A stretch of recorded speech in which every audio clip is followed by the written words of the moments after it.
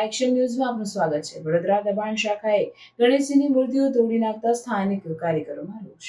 વડોદરા શહેરના ટી13 વિસ્તારમાં દબાણ હટાવવા માટે નીકળેલી વડોદરા મહાનગરપાલિકાની દબાણ શાખાએ બ્રહ્માંડ નાયક ગણેશજીની મૂર્તિઓ ઉઠાવીને તોડી નાખવાનું કૃત્ય કર્યું હોવાનું સામે આવ્યું છે। આ મૂર્તિઓ અટલાદરા વિસ્તારના કચરા ડમ્પિંગ સાઇટ પર નાખી દેવામાં આવી હતી। સમગ્ર ઘટનાને લઈ શહેરમાં ભક્તોમાં આક્રોશ અને ધાર્મિક લાગણીઓ ભડકી ઉઠી છે। વિપક્ષના નેતાઓને લોકોને પણ વિક્ષિપ્ત કર્યું છે। સ્થાનિક કાર્યકરો સ્વેજલ વ્યાસ અને અતુલ ગામેચીએ આ ઘટના સામે ઉગ્ર પ્રતિક્રિયા આપી છે। તેમણે જણાવ્યું કે ગણેશજી જેવી ધર્મ પ્રતિનિધિ મૂર્તિઓ સાથે આ પ્રકારની અયોગ્ય વર્તન અને તોડી નાખવાનો શ્રમજનક નિર્ણય ધાર્મિક ભાવનાઓ પર સીધો હુમલો છે।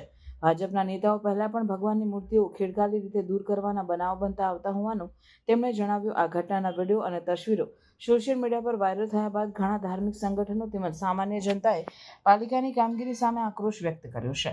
લોકોએ પૂછ્યું છે કે મૂર્તિઓના સન્માનથી દોરવાની પદ્ધતિ શા માટે અપનાવવામાં ન આવી? શું આટલી અશિષ્ટતા કાયદેસર રીતે યોગ્ય છે? જય ગણેશ।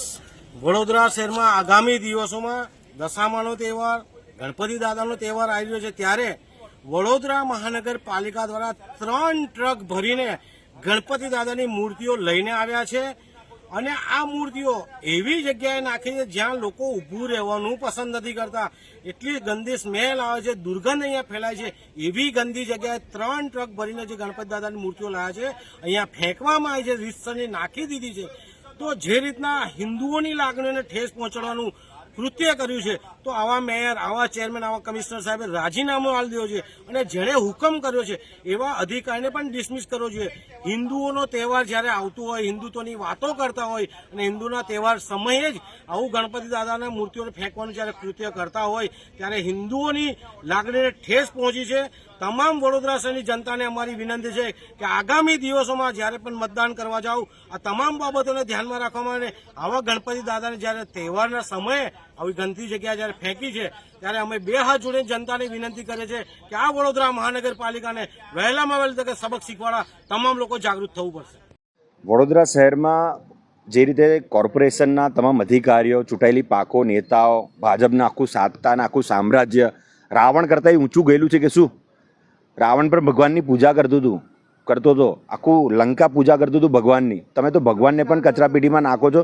જે રીતની પરિસ્થિતિ તમે કરી છે, આના કરતાં ખરાબ હાલત ભગવાન તમારી કરશે, તમારા આખા ખાનદાનની કરશે। જે લોકોએ પણ આ કૃત્ય કર્યું છે એ બહુ જ ગંદી હાલત ભગવાન એમની કરશે। આ દિલથી અમારી હાય છે, કારણ કે તમારે એક રોડ રસ્તા બનતા નહીં, ગટર બનતી નહીં, કશું થતું નહીં। જે લોકો મૂર્તિ બનાવતા હતા, જે મૂર્તિ બનતી હતી આવનાર ગણપતિ ઉત્સવ માટે, એ મૂર્તિઓ તમે લાવીને જે રીતે ડમ્પ કરીને કચરાપેટીમાં, એ પણ ડમ્પિંગ યાર્ડમાં કચરાપેટીના જ્યાં નાખે છે એમાં તમે ભગવાનને નાખ્યા છે। અગાઉ પણ તમે આ જ રીતનું કૃત્ય કરેલું। ઓપી રોડ પર મંદિર તોડીને રાત્રે 3 વાગે ભગવાનને કચરાપેટીમાં નાખેલા। એ જ પરિસ્થિતિ આજે ફરી નિર્માણ થઈ છે। વડોદરા શહેરના લોકો આ સાકી નહીં લે। અમે ભગવાનની બહુ આસ્થા, શ્રદ્ધા અને ભક્તિથી પૂજા કરીએ છીએ। રાહ જોતા હોય 10 દિવસ, આખું વર્ષ કે ક્યારે ગણપતિ બાપ્પાની સ્થાપના થાય।